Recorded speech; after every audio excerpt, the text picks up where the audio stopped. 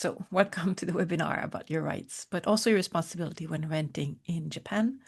I'm Dr. Isabel Grenon. For those who don't know me yet, your friendly Japan relocation consultant. And so today I will provide you with practical information and examples about your rights and obligation as a tenant in Japan. For example, we will answer the following questions. Are you responsible to pay for damages to your landlord if the wallpaper changed color under your picture frames on the wall? Or are you responsible if there's a tobacco smell that permeated the premises after you left? And what if your child had an accident and dented the floor? And what if you can't get rid of the stubborn oil stains in the kitchen? Are you responsible to pay for any of that? We will find the answers to all these questions and much more in the following slides. So what will you learn today? We will look specifically at how lease agreements in Japan differ in important ways, particularly from that of other countries. We will explain what is your share of responsibilities as a tenant in Japan and what the landlord should be responsible for, with examples. We'll discuss the kind of charge you can expect when moving out, with a few tips to avoid these charges in the first place. And finally, we will discuss briefly the very strict expectations in Japan when it comes to noise, how to find a place for your family that is not noisy, or to avoid getting complaints from your neighbors. If you are not yet familiar with the Japanese renting system, I encourage you to look at the recording I made previously explaining your rental options, the fees, initial fees, and so on. You can find the link on my website or on my YouTube channel. So rental lease agreements in Japan do not only differ from other countries, they also differ within Japan, particularly when it comes to the deposit and gift money system. Also, does the renewal of your rental agreement incur any additional fee? And how can you terminate your rental contract without penalty? In Japan, private rentals usually include several initial fees, which I discussed at length in a previous video, one of which is the deposit. In the Kanto area, which includes Tokyo, Kanagawa, Saitama, and other prefectures, the deposit is called Shikikin and is equivalent to 1 or 2 months of your new rent. In addition, some landlords will ask for Reikin, which is translated as key money in English, but what this is really is just a gift. It's money you give to your landlord and will never get back. The key money is usually around 1 month of rent also, and it's not optional. The deposit in the Kanto area is usually used to cover the fees for cleaning and restoring the rental to a pristine condition for the next tenant. But if the work required costs more than the initial deposit, the landlord can keep your entire deposit and ask you to pay more. Is this legal? It depends. And that's what we're going to look at in the section later, moving out charges. Now, in other regions than Kanto region, the system can be quite different. And I want to explain this because it can affect how much money you can get back or not. In the Kansai area, which includes Kyoto and Osaka, the initial fees include a fee called hoshoukin, translated in English as guarantee money. And the landlord can require about several months, like maybe 3 or 6 months rent for the guarantee money. Why is it so much? Well, this is because the guarantee money usually includes what is called shikihiki, which is a portion of the guarantee money that is used as a non-refundable restoration fees. This amount can vary widely, but it should be written on your rental contract how much of that is shikihiki. And I want to stress here that even though these fees are called restoration fees, this portion of the guarantee money is never returned to you, even if you leave the rental impeccable. It's really a gift to the landlord. Now, if you do not leave the rental in pristine condition and the cost for cleaning and repairs is more than the amount set aside for these non-refundable restoration fees, the landlord can deduct more from the rest of the guarantee money to cover all their fees. If there is nothing left, you get none of your deposit back, basically. As in other countries, the lease agreements in Japan must be renewed periodically, usually every year or two, depending on your contract. Unlike other countries, though, like Canada or Mauritius, the contract renewal requires you to pay a fee, which is usually the equivalent of 1 month, that you pay in addition to your regular rent. If you want to avoid these fees just before moving to another place, just make sure to confirm on which date your rental renews and make sure to move out before then. I believe if you move out even 1 or 2 days after the date of the renewal, you will be required to pay this renewal fee. To avoid further charges, make sure also that you give your termination notice either 1 or 2 months in advance. So your contract will require a minimum amount of time, 1 or 2 months, and you have to respect that, or you might have to pay an extra month or two. Right? Now, a good thing about rental agreement in Japan is that once you have stayed the minimum duration stipulated in your contract, you can move out any month of the year, any day of the month. At least that's the case for private rentals, discussed in my previous video. And your last rent will be prorated according to the number of days of the last month before termination. So just don't forget to give the termination notice in advance as stipulated in your contract. Otherwise, you'll have to pay your landlord for an extra month or two. Now, the share of responsibility. What are you responsible for as a tenant in Japan? And what is your landlord responsible for when it comes to repairs and maintenance? And what are concrete examples that may be confusing a little? And before I continue, Before I continue, I just want to say that this section is not based on my personal opinion or experience, but based on the guidelines for preventing landlord disputes published by the Tokyo government in 2019. This document is rather long and quite complex, and that is why I have done the research for you and presenting you here with a clear, simple summary with examples. In a nutshell, your landlord is responsible for the natural aging of the building and the natural wear and tear inside your apartment, your rental. Whereas as a tenant, you're deemed responsible for non-standard use of the premises, act of negligence, and lack of proper care. So what does that mean concretely? Let's look at specific examples. So if the wallpaper changed color in some places because you put a frame there or other reasons, are you responsible for this? Can the landlord charge you for redoing the wallpaper? The answer is no. This is considered natural wear and tear, and the responsibility falls on the landlord.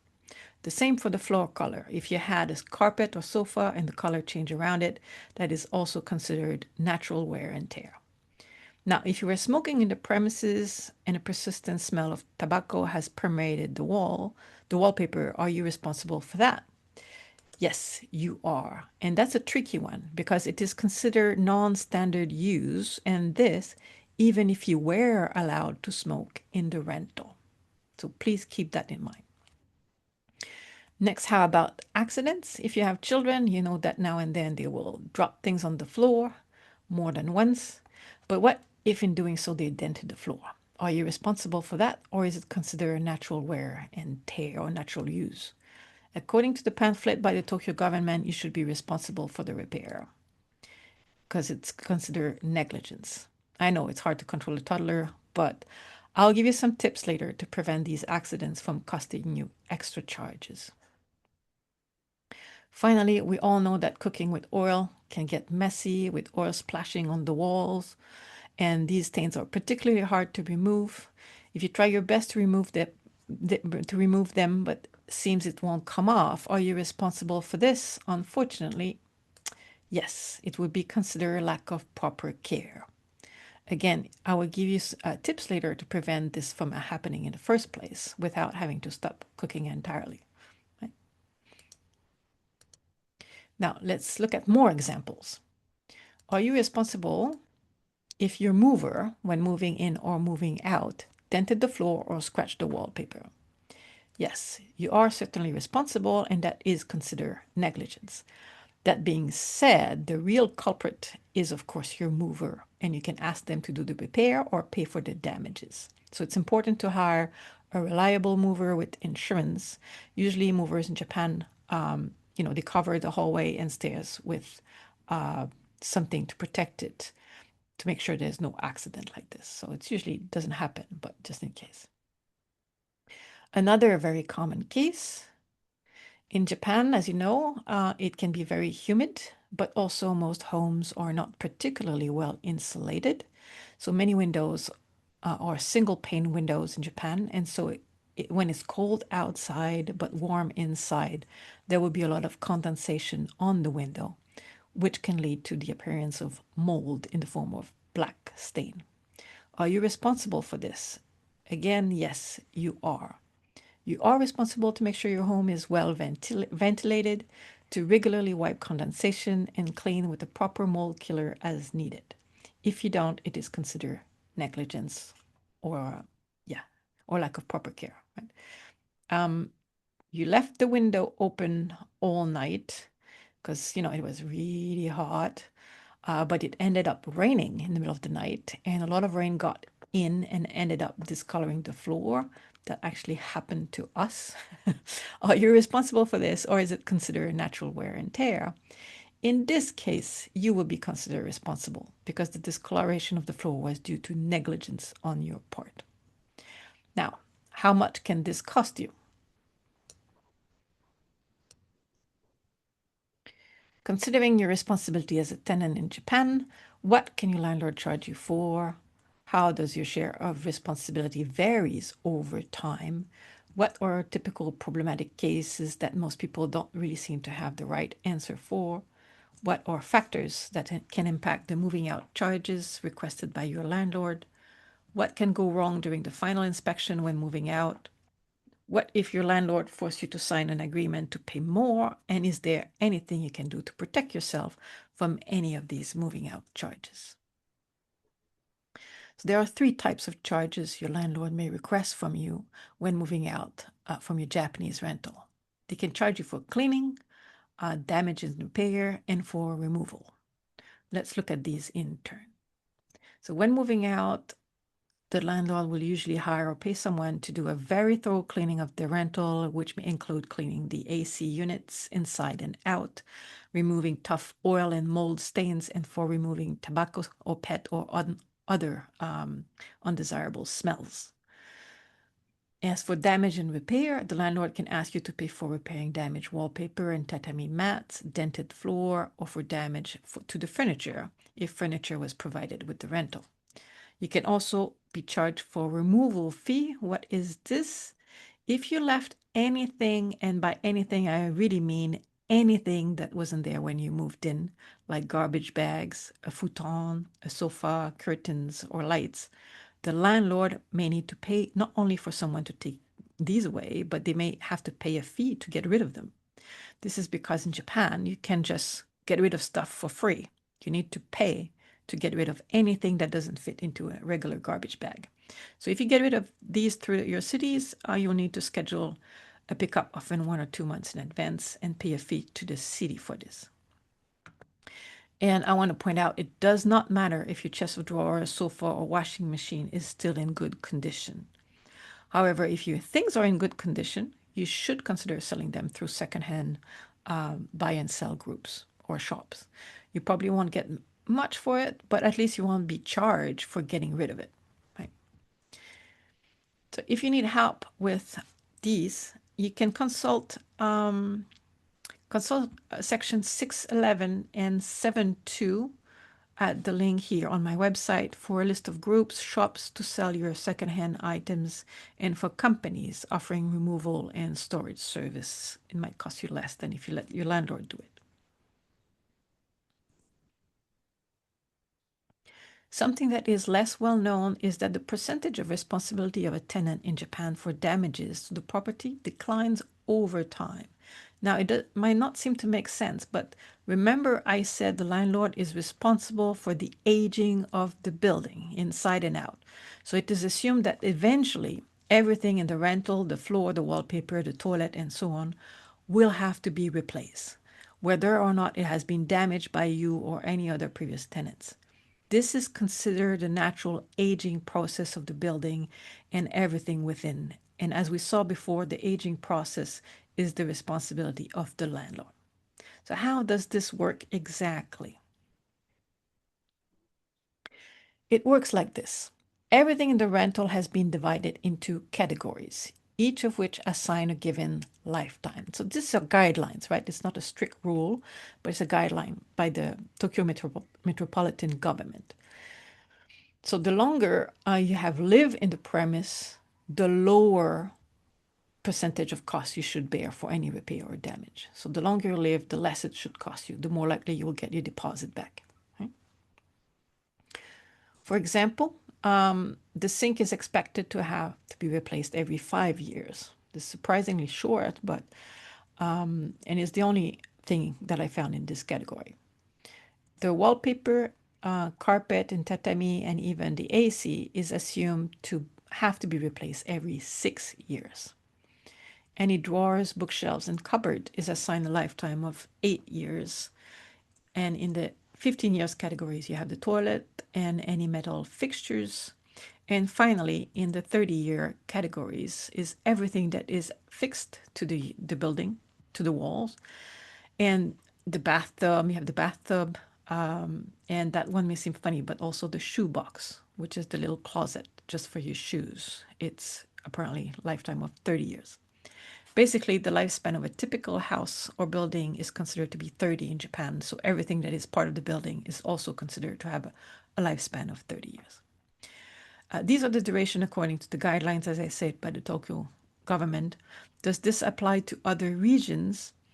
I think it is a fair guideline, no matter where you are in Japan, but at the same time, keep in mind these are general guidelines, not reinforceable by laws, and other factors will need to be considered, as we will see shortly. Just want to remind you the information I provide here is for information purposes, it's not for legal purposes.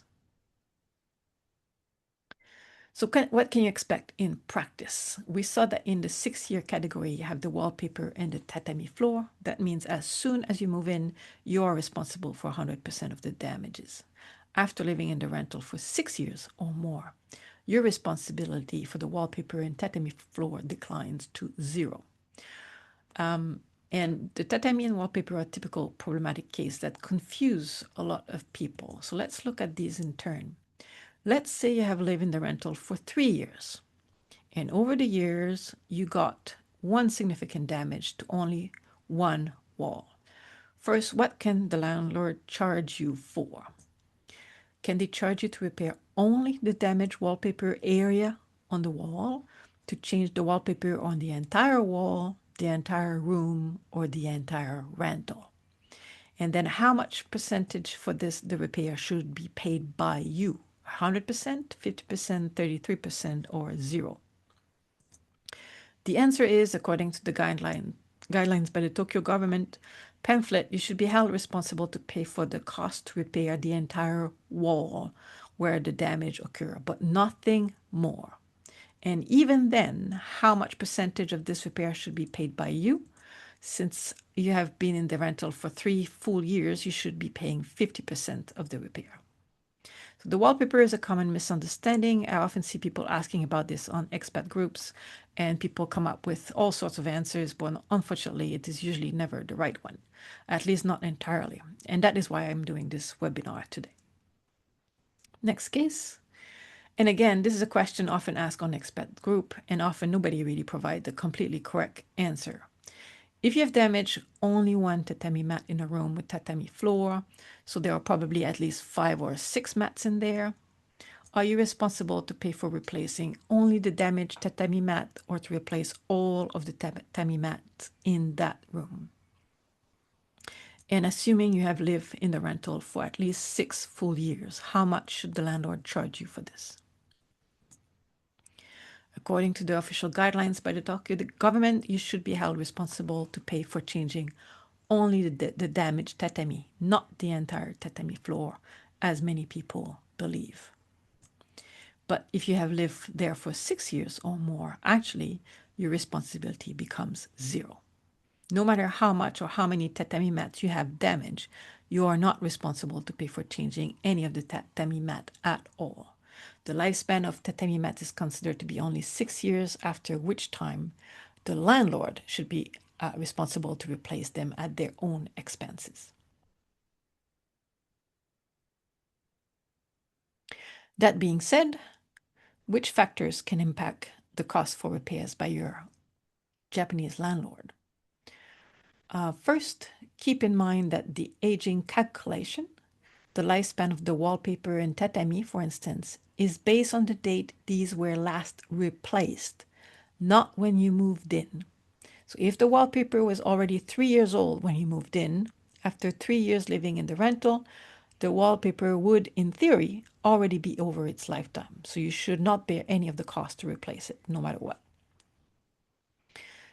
Second factor relates to the quality of the materials. It is common, particularly in rentals in Japan, to have everything made of poor quality material that won't last very long. The wooden floor is not real hardwood floor, wallpaper is not the best quality, and so on. Accordingly, the landlord can charge you to pay for replacing any of these with top quality materials if it wasn't top quality in the first place. Finally, the landlord can, of course, add labor fees on top of the cost for the materials. That is, I think, only fair.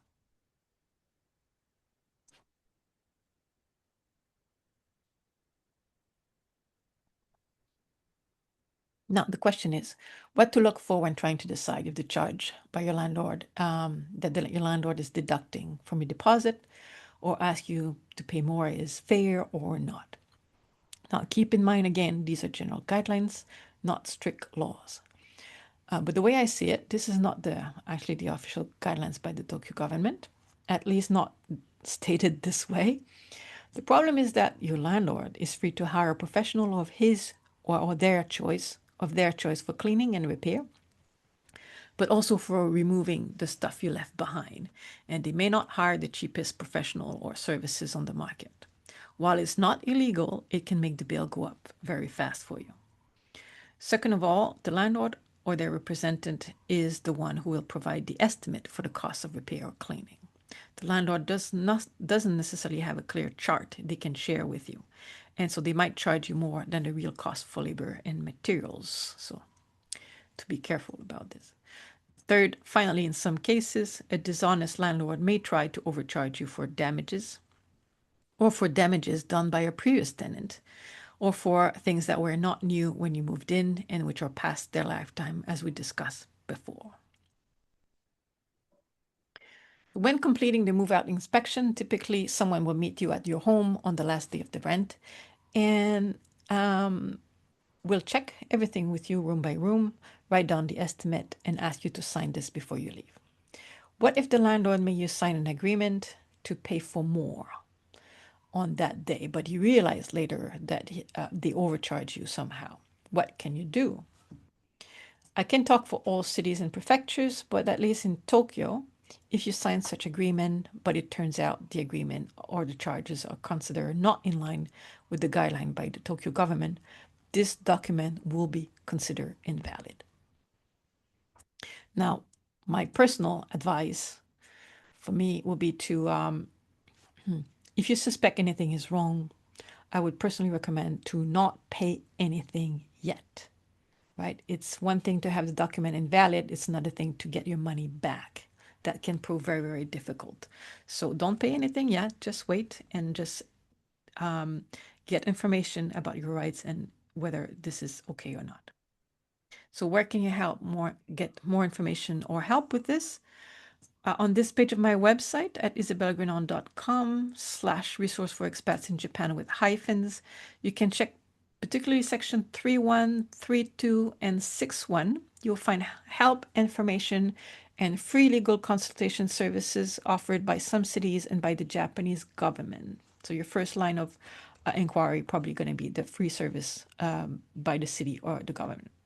Also, I will encourage you to fill up this checklist found on page 44 of the guidelines by the Tokyo government, which you can find under section 3.2 on my website.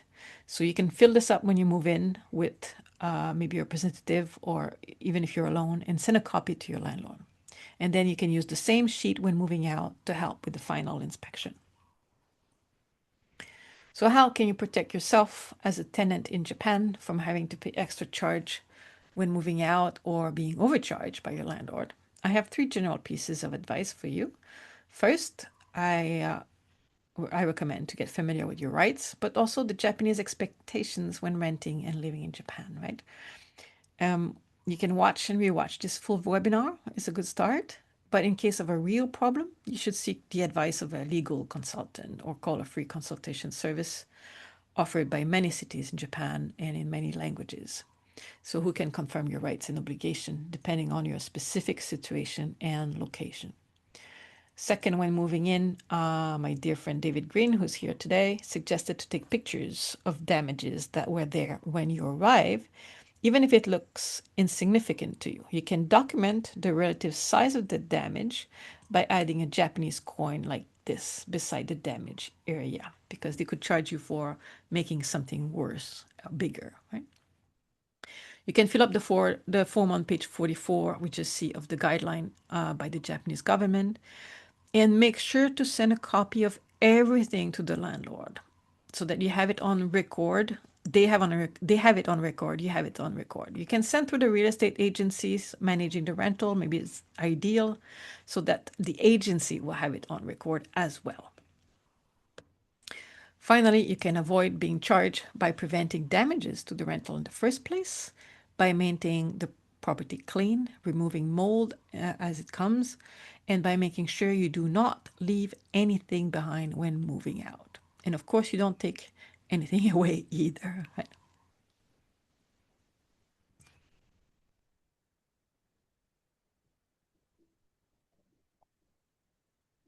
My son has smart tips for you to avoid being charged for any damages when moving out of your Japanese rental.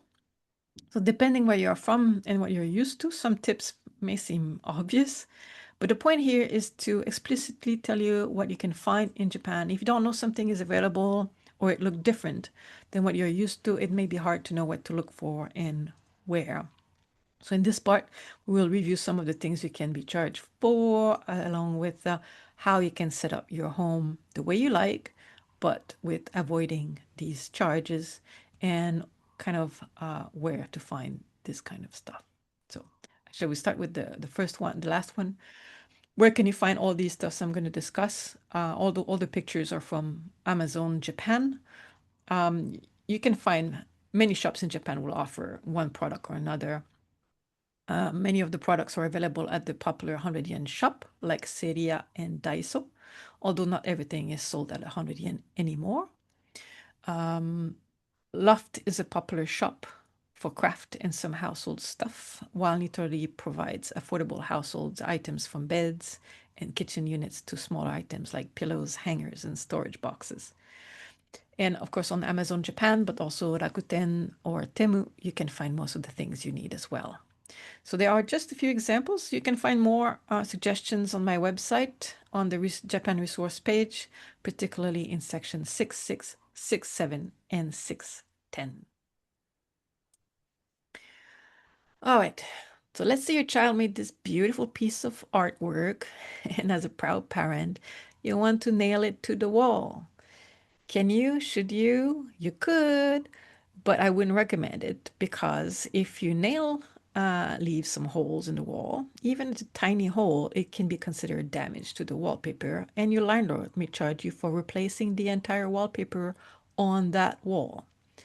But you can hang your child artwork in other frames, especially these ones are quite light, by using one or more pins, especially the invisible kind like this. Since invisible pins do not leave noticeable holes in the wallpaper, it is safe to use without causing any visible damage to the wallpaper.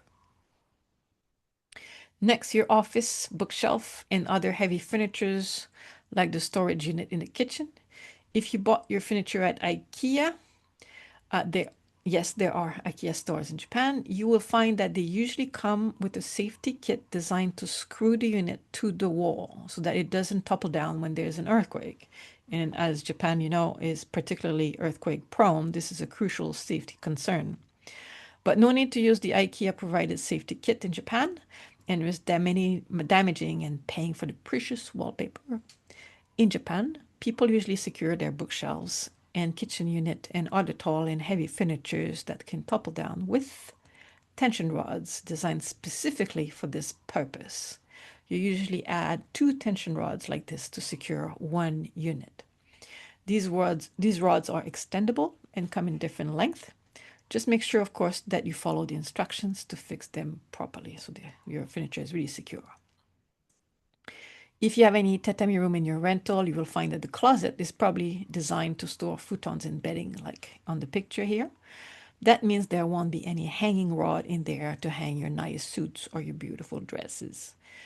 You can screw a rod in there, but again, if you damage the wall inside the closet, that still counts as part of the damage to the property your landlord can charge you for. So instead of using a rod that you screw inside the closet, you may want to consider using again a tension rod, but design this one specifically for hanging things like this one. Notice that this type of rod is different from the tension rod for earthquake prevention I discussed before.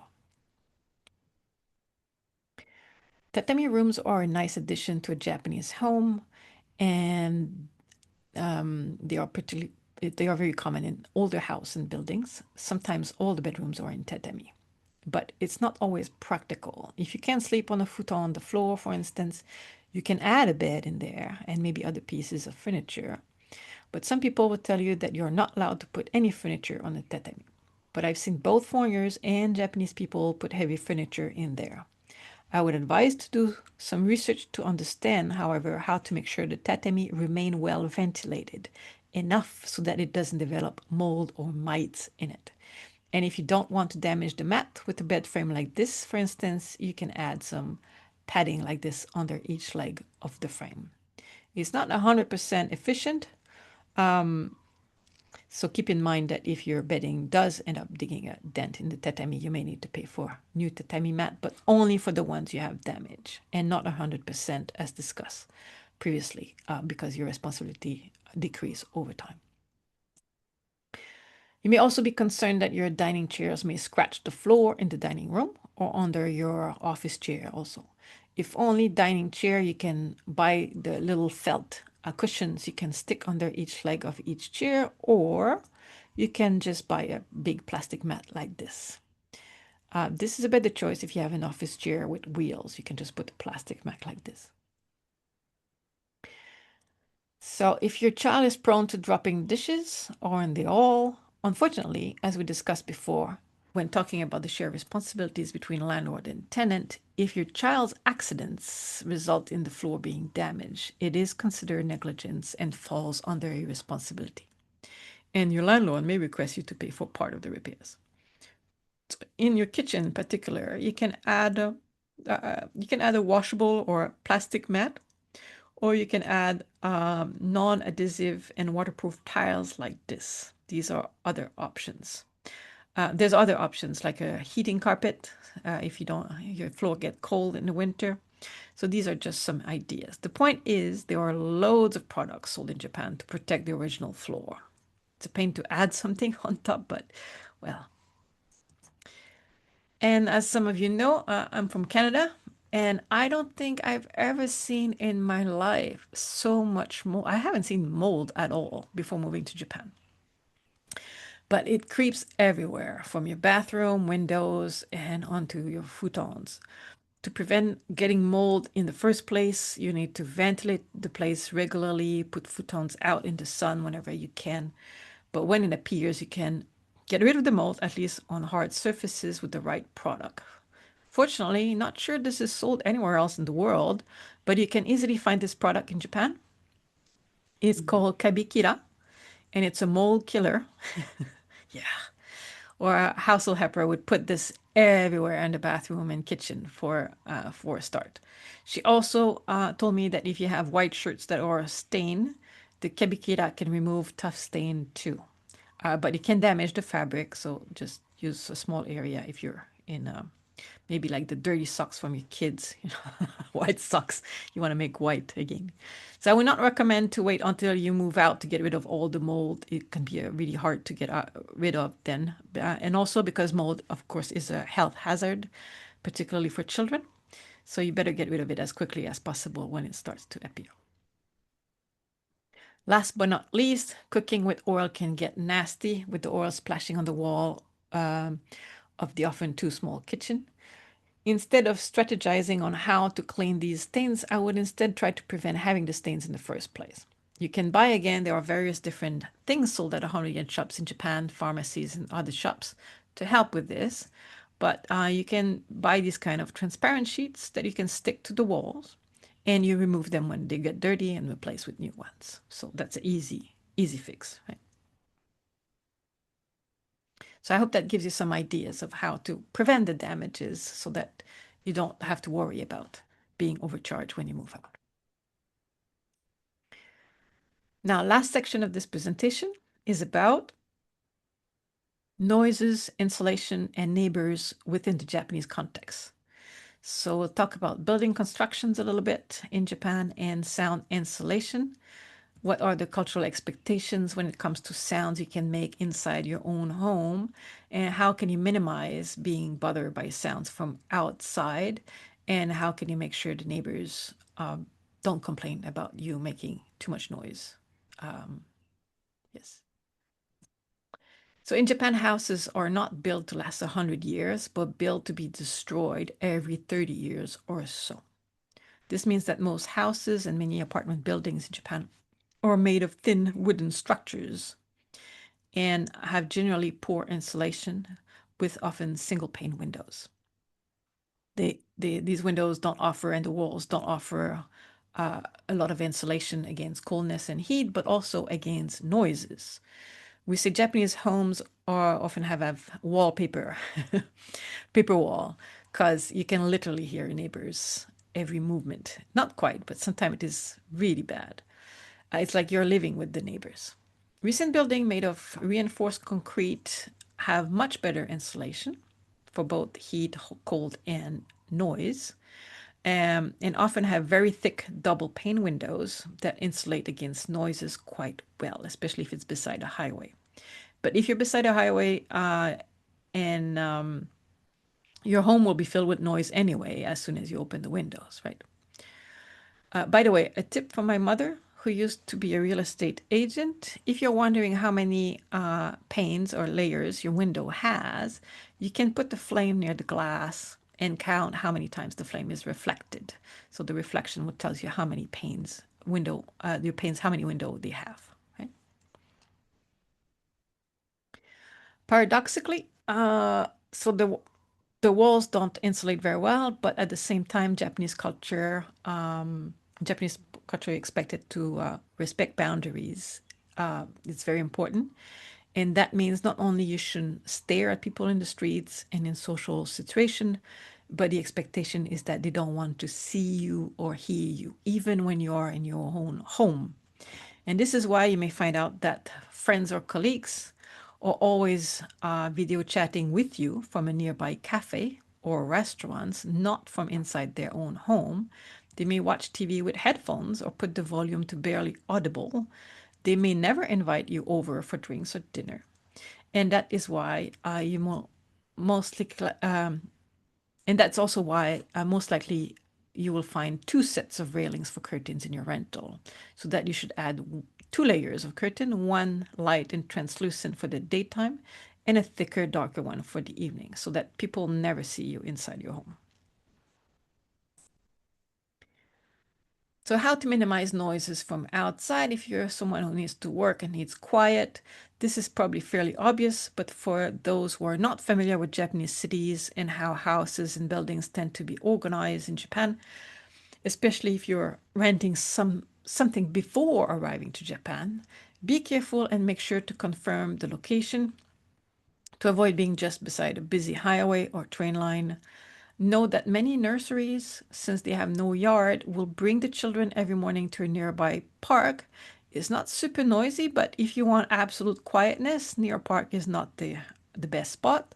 Same with schools, obviously, and areas with active nightlife.